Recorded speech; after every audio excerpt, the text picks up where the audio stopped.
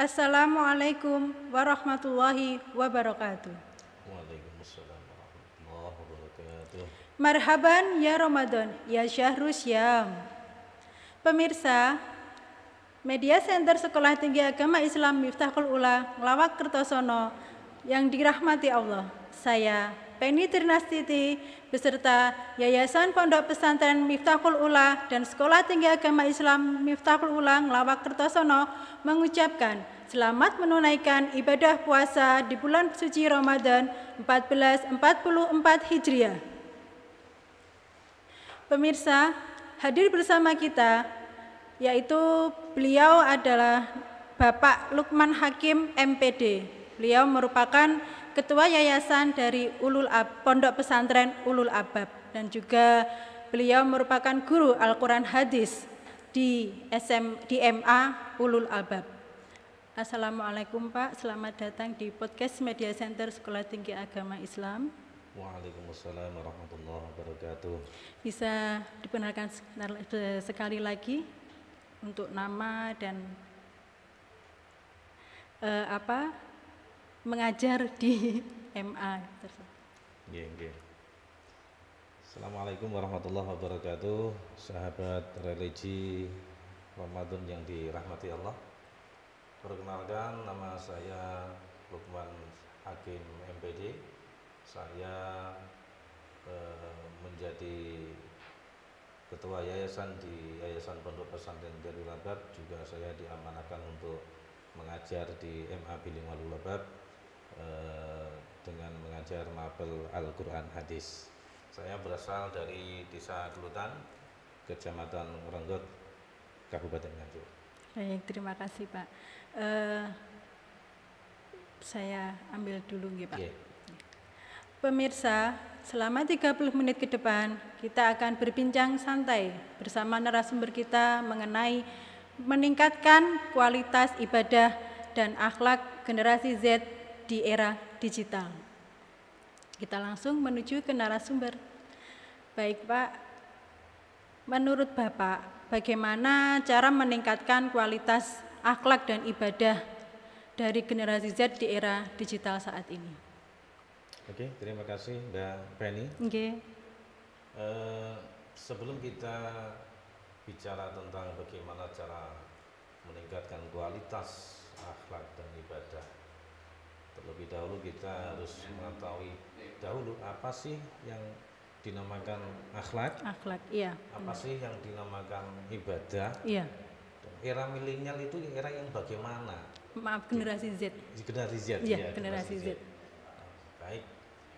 Lebih dahulu kita akan membahas dulu tentang apa itu akhlak. Ya. Akhlak itu dalam berbagai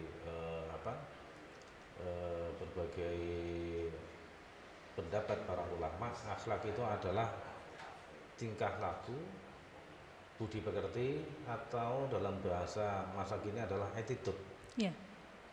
Jadi saat ini kita benar-benar sangat membutuhkan yang namanya budi pekerti, tingkah laku, ataupun attitude. Ya. Sehingga sekarang berjamuran bermacam-macam lembaga pendidikan atau bahkan pondok pesantren yang mengangkat tema diambil-ambil dengan tujuan ataupun kelas unggulannya adalah akhlak itu sendiri. Sehingga di momen bulan puasa Ramadan yang penuh berkah ini memang sudah sepantasnya kita membicarakan akhlak ini untuk ditingkatkan. Kemudian yang kedua adalah ibadah. Ibadah itu yang bagaimana sih? Kalau kita bicara ibadah, berarti kita bicara abdun. Abdun itu adalah artinya hamba. Hamba yang mengabdikan dirinya kepada Sang Khalik, Sang Pencipta dengan penuh keikhlasan dan ketulusan. Itu baru dinamakan dengan ibadah. Seperti itu. Sehingga kalau ada pertanyaan bagaimana caranya kita untuk meningkatkan akhlak dan ibadah, kualitasnya itu bisa ditingkatkan, bagaimana caranya? Dan nanti ada beberapa indikatornya. Indikatornya kalau dalam dalam urusan RPP, rencana pembelajaran, itu Pembelajaran, banyak iya, sekali. iya memang. Sehingga kalau kita bicara tentang kualitas, bagaimana caranya meningkatkan kualitas akhlak dan ibadah kaum Z Iya, atau generasi generasi Z, Z, iya. generasi Z ini berarti banyak sekali yang harus kita kerjakan. Di antaranya apa? Di antaranya termasuk momen Ramadan ini adalah salah satu momen untuk bisa meningkatkan kualitas nilai akhlak dan ibadah itu sendiri. Ini merupakan momen-momen yang sangat-sangat penting untuk diri kita, Pak ya. Betul sekali. Sehingga kalau kita bicara akhlak, bagaimana sih caranya kita bisa meningkatkan akhlak? Yang pertama adalah kita harus mempunyai indikator-indikator untuk bisa menuju ke arah kualitas itu sendiri. Di antara indikator itu adalah ada beberapa metode yang perlu kita siapkan. Yang pertama adalah metode uswah. Metode uswah. Ya, Apa itu Pak metode uswah? Metode uswah adalah metode memberikan contoh atau keteladanan.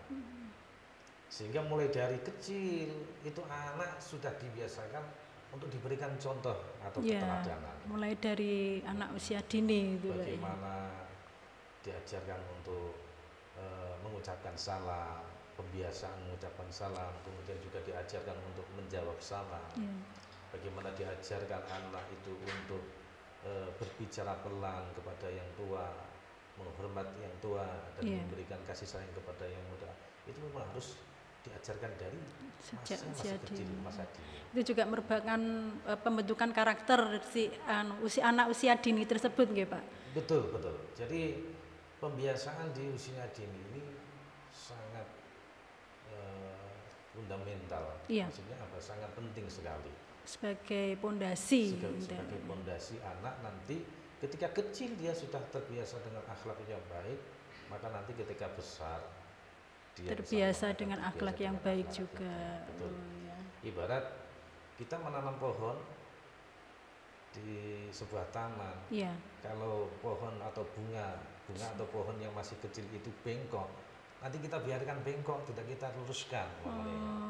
Maka lambat laun dia akan tumbuh dengan kebengkokannya itu, akan tetap bengkok.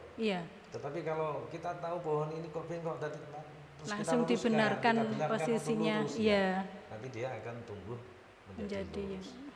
Nah, kalau dari kecil kita biasakan bengkok dan akhirnya besar bengkok, kita akan meluruskan itu susah.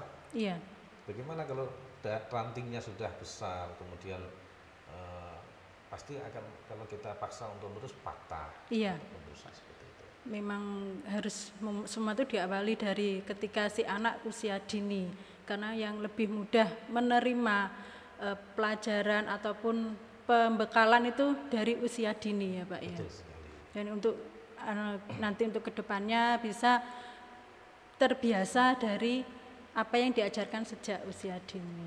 Betul sekali, betul sekali.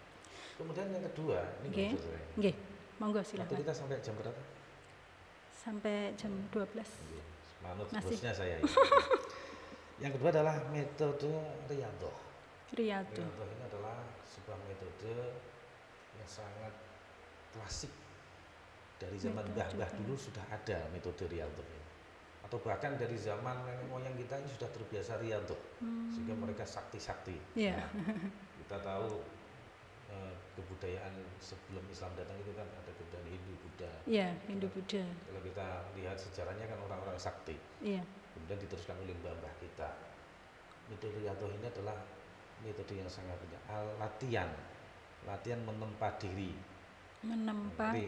Riyadhah ditempa. Baik itu dari mulai puasa, dia dilatih untuk melaksanakan puasa. Kemudian ditempa juga dengan berbagai macam kebiasaan-kebiasaan untuk mandiri, disiplin dan tanggung jawab. Itu merupakan riyadhah. Anak diberikan tanggung jawab, itu menurut mereka adalah riyadhah. Kalau dia bisa lulus, insya Allah dia kalau besar nanti menjadi orang sukses. Jadi tidak akan menyesal di kemudian hari Pak ya. Kita sudah ketika sudah terbiasa dengan diberikan tanggung jawabnya. Nah, biasanya suksesnya seorang anak itu tergantung juga dari riyadhahnya orang tua. Didikan orang tuanya. Kalau orang tua riyadho, sering tirakat, Iya. insya Allah nanti anaknya akan menjadi anak orang yang sukses. Makanya ini juga warning buat saya sendiri juga. Iya, Saya punya iya. anak kecil. Iya. Makanya kita berbicara di sini, tapi juga nanti sedikit-sedikit ikut menjalankan itu. Iya, insya Allah. Jadi tirakat, riyadho, mentirakati anak, meriyadi anak itu sangat penting. Untuk apa? Untuk kesuksesan Anak untuk kemudian hari. Kemudian yang ketiga Iya, adalah yang ketiga. metode mau'idah. Mau itu. Jadi sebagai orang tua kita dianjurkan, diharapkan memberikan nasihat-nasihat yang baik kepada anak kita. Bahkan sebagai seorang guru, selain tadi metode-metode yang saya sampaikan tadi, Iya. ada metode uswah. Uswah, Guru itu kan riyadhah. digugu dan ditiru. Iya. Kalau guru nggak melaksanakan tapi menyuruh muridnya, apakah lantas muridnya melaksanakan dengan ikhlas? Tidak bisa. Pasti betul kan? Nggak Iya. seperti itu. Orang tua, guru dan sebagainya itu yang pertama uswah tadi, yang kedua riyadhah. Guru itu juga harus meridai muridnya. Iya. Apalagi seorang yang sudah punya tujuan untuk mendirikan pondok pesantren, itu harus tirakat dan riyadhah beneran untuk anak-anaknya dan juga para santri-santrinya. Iya, memang benar. Itu. Kemudian yang ketiga tadi adalah metode mau'idah, nasihat. Kalau ada anak sedikit beling, nah, maka jangan sungkan-sungkan kita untuk menasihatinya. Jangan waleh-waleh. Iya. Terkadang ada guru ataupun orang tua sing waleh dan sungkan menasihati anaknya yang bandel dan beling. Padahal ini nggak boleh. Sebandel-bandelnya anak itu adalah masih anak kita. Dan sebandel-bandelnya anak dia masih punya nurani yang insya Allah akan mendengarkan nasihat kita. Ya, ibarat sekeras apapun batu jika ditetesi air pasti akan hancur juga, Pak ya. Yang bahasnya ini memang bagus sekali ya. Ya ibaratnya seperti itu. Iya. Batu yang keras, wah ini ketetesan air yang dik-dik saja. Tapi apa? Kalau Makin lama makin lama hancur. Iya, sering dinasihati, istiqomah untuk nasihati. Akhirnya dapat luluh gitu Pak ya Betul hatinya. sekali. Insya Allah dia akan luluh. Kita nggak tahu hidayah Allah jatuhnya kapan, tapi Iya. kita nggak boleh berhenti. Yang penting tetap berusaha. Betul sekali. Nggak boleh berhenti untuk berbuat baik. Iya, Dan benar. bernasihat. Kemudian yang ketiga, ini adalah yang kita perlukan adalah metode kisos, Yesus. kisah. Ya. Oh, kisah. Kisah bukan kisos, Iya, iya, kisah, iya. sejarah. Nah, sebagai seorang orang tua ataupun guru, paling tidak kita paham dan tahu tentang sejarah-sejarah, baik itu sejarah nabi, Iya. sejarah pahlawan, kemudian sejarah para leluhur kita. Iya. Ini paling enggak kita harus berusaha untuk cari tahu, karena ini adalah metode yang penting untuk memberikan wawasan kepada anak-anak. Benar. Apalagi di era Generasi saat generasi ini. Z ini, Iya. ya, Ini sangat rawan sekali Pak ya. sangat rawan sekali. Apalagi kemajuan teknologi yang saat ini sudah Sekarang pun sudah sangat banyak kemerosotan akhlak Pak ya. Sampai di Betul zaman-zaman sekali. sekarang itu. di era generasi Z ini, apa sih yang tidak bisa kita akses? Iya. Apalagi anak-anak sekarang pegangannya adalah Handphone, ya. handphone. Nah, semua ada di sini. Mau bisnis, jual beli Bisa pakai ada di handphone. sini. Mau melihat Amerika saat ini di era mana? Bisa diakses lewat di handphone, sini, ya. dalam waktu yang sangat Singkat, sebentar. ya. Dari beberapa dampak positif yang dihasilkan dari teknologi ini, tentu banyak juga hal-hal negatif yang akan ditimbulkannya, Iya. yang diakibatkannya. Sehingga kita sebagai orang tua, kita sebagai guru harus bisa menfilterisasi dengan adanya kemajuan teknologi ini. Iya. Terutama untuk Jadi harus bisa membedakan mana yang baik ditonton oleh anak-anak dan mana yang tidak baik ditonton Betul oleh sekali. anak-anak. Ya. Dan bagaimana caranya itu bisa difilterisasi oleh orang tua dan guru? Ya, dengan cara penanaman akhlak mulai dari sejak dini. Iya. Kalau anak itu sudah ditanamkan akhlak mulai sejak dini, insya Allah ketika dia dipegangi oleh teknologi seperti ini, maka yang akan dibuka adalah hal-hal yang positif saja. Iya. Memang benar Pak. Tetapi kalau tidak, ya kita nggak akan bisa menjamin Ya. anak Nanti yang kita ini. rugi adalah orang tua sendiri, Pak ya, kalau seperti itu. Betul sekali, yang rugi adalah orang tua sendiri. Sehingga Mbak Beni juga sahabat religi yang dirahmati Allah, selain kita diharapkan bisa meningkatkan kualitas akhlak ibadah di era generasi Z ini, Iya. kita juga harus waspada memperhitungkan dampak dan akibat yang ditimbulkan oleh generasi Z ini. Contohnya seperti apa, Pak? Contohnya, saat ini anak di usia TK saja Iya. yang umur 5 sampai 6 tahun ketika megang HP ini, ya, Iya. maka kalau kita nggak bisa controlling dia, maka yang terjadi dia akan kecanduan dengan HP ini. Iya, tidak bisa lepas dari Tidak handphone. bisa lepas dari yang namanya iPhone atau HP. Iya. Sehingga kalau dia tidak bisa lepas dengan ini, maka yang terjadi adalah dia melebihi terkena narkoba. Karena sifatnya candu itu nggak hanya bisa dirasakan oleh lidah ataupun mulut, tapi bisa dirasakan Pikiran oleh juga sangat Justru bisa nanti, terpengaruh, Pak ya, dari betul apa sekali. yang dia lihat. Jadi dampak negatifnya kalau kita nggak bisa controlling atau filterisasi, maka ini melebihi bahaya narkoba. Iya. Dampak yang ditimbulkan negatifnya Sangat-sangat berbahaya, sangat Pak ya. berbahaya. Apalagi di era Generasi Z saat Z ini. saat ini. Itu adalah bagaimana cara kita meningkatkan kualitas ibadah dan akhlak di era generasi Z tadi.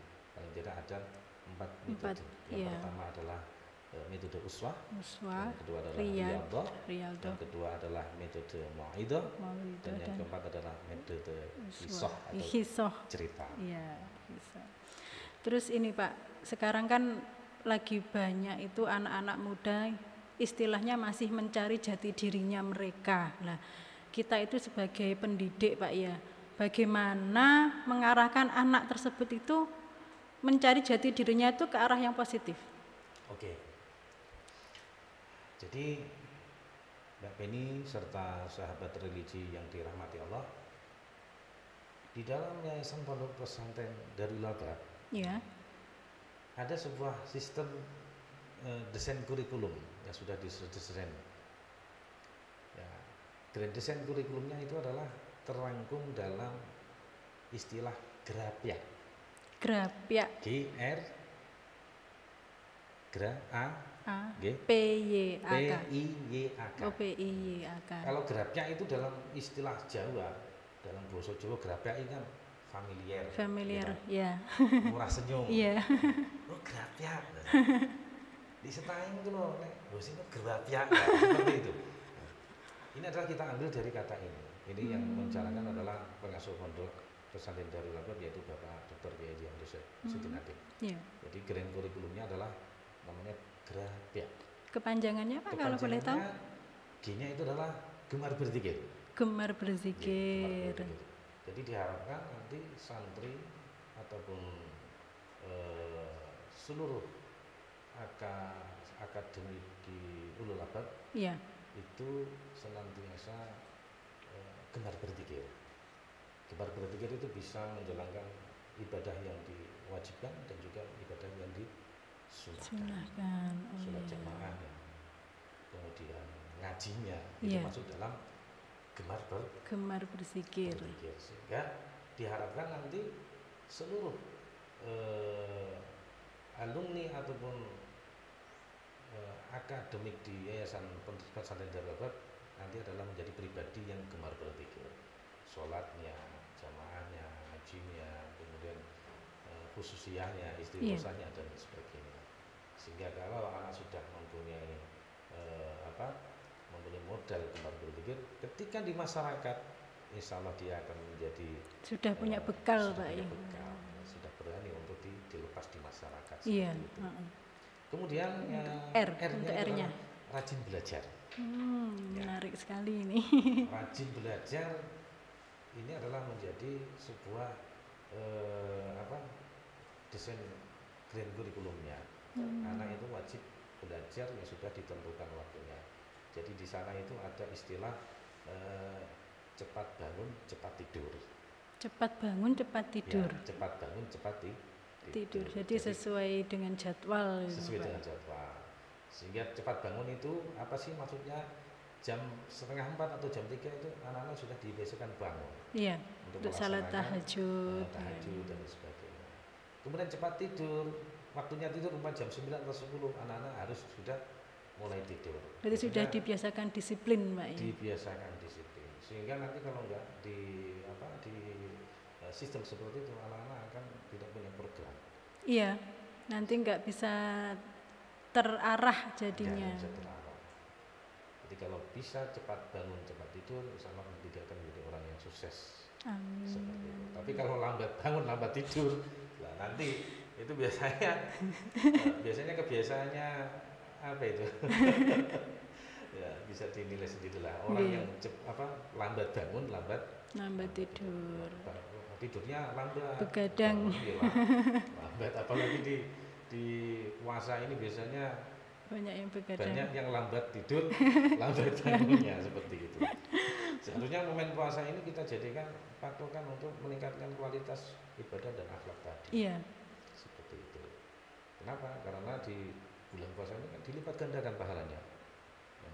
Satu jadi 1.000. Seperti itu ya. Umpama infak sedekah 1.000 nanti digandakan jadi 1 juta. Infak 1.000 dan jadi sudah. Iya. Tapi sebaliknya hal-hal yang sifatnya negatif kita mengolok-olok, kita berbuat jahat nanti juga dilipat gandakan menjadi berlipat-lipat. 1.000 kali lipat seperti itu. Kemudian untuk P-nya. A-nya dulu.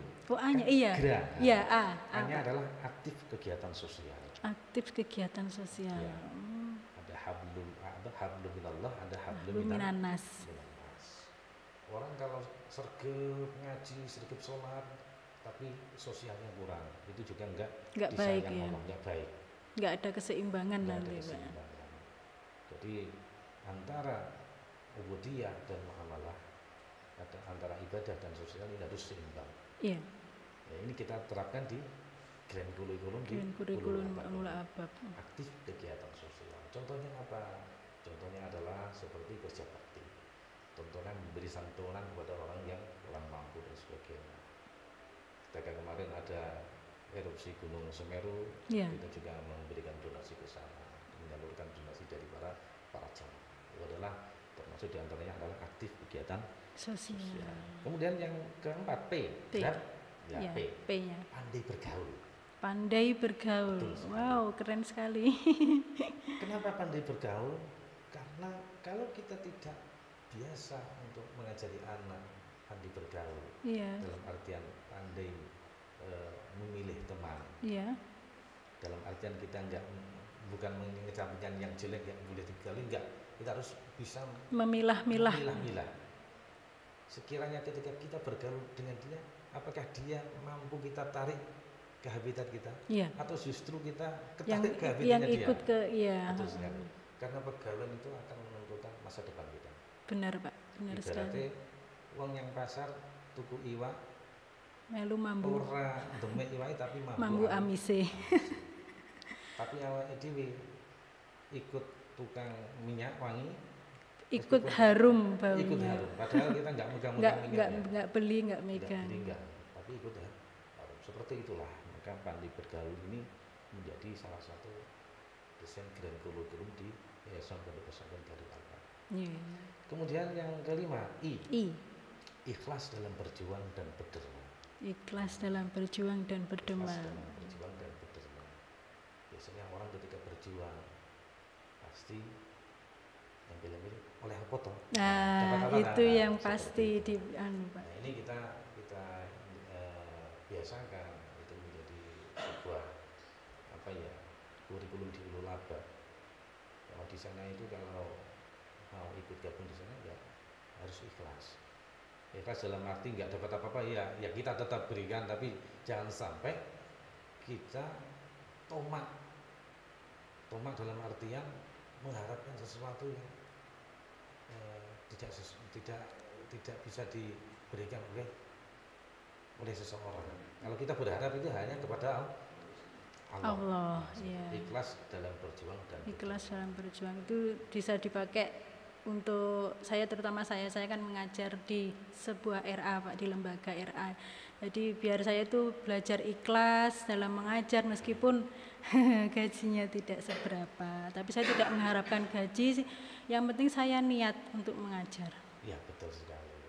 Insya Allah nanti kalau niatnya ikhlas, meskipun gajinya ibaratnya kalau direng-reng buat belanja itu kurang, tapi insya Iya. Allah dengan keikhlasan itu Allah akan Memberikan jalan yang lain. jalan yang lain. Banyak jalan menuju Roma, ibaratnya Betul seperti sekali. itu. Buat ini bisa saja. Itu yang dimaksud ikhlas dalam berjuang dan berdoa. Kalau kita hitung nominal ngajar di SD itu berapa sih sebulan? Paling nggak sampai 1 juta toh. Iya. Tapi kita bisa melalui itu dan bisa menghidupi keluarga kita. Itu semua adalah karena izin Allah. Kemudian yang ke berapa ini? 6. Setelah, iya. Setelah yakin dalam mengamalkan firman-firman Allah. Yakin mengamalkan firman-firman Allah. Iya. Kita harus yakin dalam apa Allah takdirkan kepada kita. Apa yang dibicarakan di Al-Quran itu kita harus yakin. Iya. Sama nanti kalau kita yakin dan mengamalkan itu, maka kita akan menjadi orang yang sukses di mata Allah. Maksudnya dikit-dikit ya. Amin. Kemudian yang ketujuh adalah Amanah dapat dipercaya. Diberi tugas harus amanah. Ya. Diberi tugas tambahan jadi ketua yayasan, ya harus dilaksanakan. Diberi tugas untuk ngajar di SD karena ini kebaikan, monggo dilaksanakan. Iya. Harus amanah sebagaimana yang ada di dalam sifat Nabi. Di antaranya adalah amanah. Amanah. Ini sifat amanah. Amanah, ya. Kemudian yang ke-8 adalah kreatif dan inovatif. Kreatif dan inovatif. Ini yang terakhir. Ketika seluruh rangkaian tadi mulai gemar berpikir, maka seluruh santri diharapkan menjadi seorang yang kreatif dan inovatif. Benar sekali. Apalagi sekarang ini kan banyak digaungkan program pesantrenpreneur. Iya. Pesantrenpreneur. Pesantrenpreneur, nah seperti itu. Apa-apa ujung-ujungnya adalah trainer. Bagaimana seseorang ini bisa mendayagunakan kemampuannya untuk sesuatu yang bisa dikonsumsi, iya, yang benar. Iya. Itu kreatif dan inovatif. Kreatif dan inovatif. Selain kreatif juga inovatif. Jadi nggak hanya produk-produk itu saja. Kemudian itu bisa juga nanti diarahkan kepada pendidikan juga. Bagaimana pendidikannya supaya ada sebuah inovasi dalam pendidikan.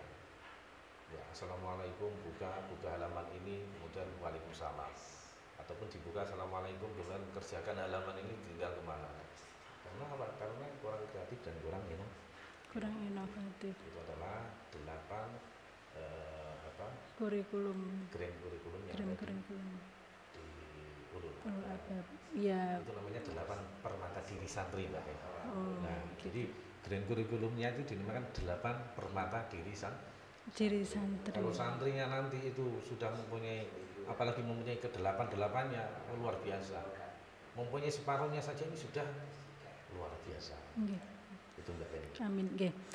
Mungkin dari pesantrennya Bapak, dari santri-santrinya ingin melanjutkan ke jenjang yang lebih tinggi, bisa diarahkan ke STIM, Pak. Karena di STIM itu ada 4 jurusan, yaitu PGMI ada, PAI, PIAUD, dan juga ekonomi syariah. Dan di sini juga bisa membantu dalam fasilitas beasiswa. Begitu. Siap. Mungkin bisa diarahkan ke apa sini. saja? Dari Kemenak juga ada, KIP, itu yang paling sering tuh KIP, Pak. Mohon maaf, Pak, karena terbatasnya waktu, sebenarnya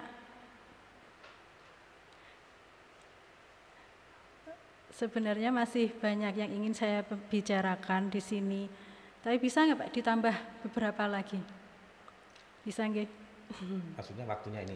Iya, masih ada 5 menit lagi. Bisa. Baik, dari beberapa kurikulum yang dipakai di Ulul Albab itu, apakah dari kurikulum itu sudah dipraktekkan langsung oleh santri-santrinya? Sudah. Jadi di dalam 8 permata diri santri yang tercakup dalam Grand Kurikulum itu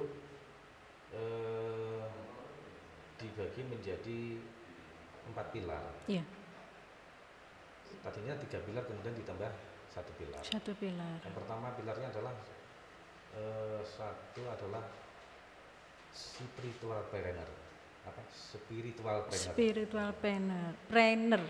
Nggih, spiritual planner. Nggih. Jadi hal-hal yang mengandung spiritual seperti anak pandai pidato, anak pandai ngaji, Iya. anak kemudian pandai sholawatan, itu kan masuk ke spiritual semua ya.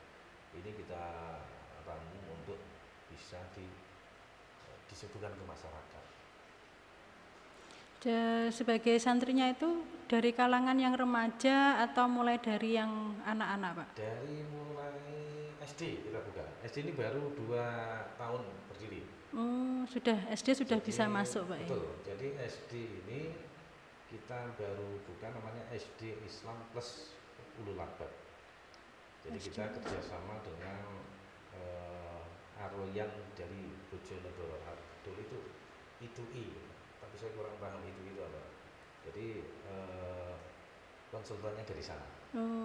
Di Nganjuk ini baru ada 2 atau 3, termasuk di Keringan itu yang punyanya Pak Yai Roni ya, Saloni ya, di situ. Kemudian ada jenjang SMP Islam Ulul Albab. Ya. Itu bolanya diantaranya dari tahfidz dan juga bahasa Inggris di sana. Dan juga untuk program trainership-nya itu. Iya. Kemudian ada IMABI Ulul Albab ini. Iya, 5 pilar. Dulu pernah saya jadi kepala sekolahnya dari mulai 2013 sampai 2020. Saya kemudian diganti, saya di yayasan. Ya. Kemudian ada SMK Islam Ulul Albab. Jurusannya adalah TKJ, multimedia, kemudian perbankan. Dan ada Madin Ulul Albab dan juga TPG Ulul Albab. Gitu. Ya. Baik Pak, terima kasih atas penjelasan dan bincang-bincangnya pada kesempatan hari ini. Semoga apa yang Bapak sampaikan dapat bermanfaat bagi kita semua. Sama-sama Mbak Feni, Yeah. juga sahabat religi. Mungkin punya kesan dan kesan yang disampaikan untuk pemirsa.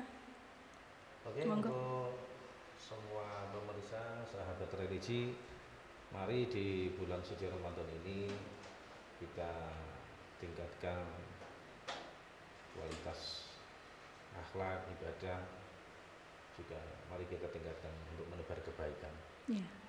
Karena kalau kita mulai dari sekarang, Kapan lagi kita bisa melaksanakan itu. Dan tentunya dari materi yang tadi disampaikan, terutama akhlak, mari kita untuk bisa memperbaiki akhlak, khususnya mulai dari sejak dini. Anak-anak kita kenalkan dengan akhlak yang baik sesuai dengan akhlak Rasulullah. Itu saja Mbak Feni. Oke, terima kasih Pak. Sekian bincang-bincang kita pada kesempatan hari ini. Saya Penny Cenarsiti mohon undur diri. Wassalamualaikum warahmatullahi wabarakatuh. Waalaikumsalam warahmatullahi wabarakatuh.